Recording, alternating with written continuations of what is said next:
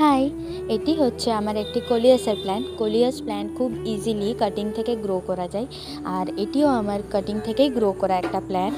যখন আমি কাটিংটা বসিয়েছিলাম তখন খুব ছোট ছিল, এখন কাটিংটা অনেকটা বড় হয়ে এসছে আর রুটসগুলোও বাইরে বেরিয়ে আসছে। তাই আমি ভাবলাম কাটিংটাকে তার মতো একটা জায়গা করে দেওয়ার। আর আমি একটা নতুন জায়গা তার জন্য রেডি করেছিলাম।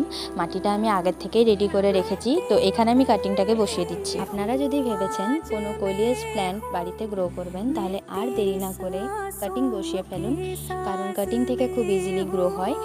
আর আমার কাছে রয়েছে 3 ধরনের প্ল্যান্ট, তবে আমার সবথেকে পছন্দের এই প্ল্যান্টটি, কারণ এই প্ল্যান্টটি শুধু দেখতেই রঙিন নয়, এর পাতায় একটা ইউনিক শেপ রয়েছে। আমার বাগানের অন্যান্য প্ল্যান্টের সঙ্গে সঙ্গে আমি আমার এই সুন্দর কোলিয়াস প্ল্যান্টের আপডেট আপনাদের সঙ্গে অবশ্যই শেয়ার করব। আমার ভিডিও যদি ভালো লাগে তাহলে আমার চ্যানেলটিকে সাবস্ক্রাইব করে নেবেন। আর ভিডিওটি এতদূর দেখার জন্য অনেক অনেক ধন্যবাদ।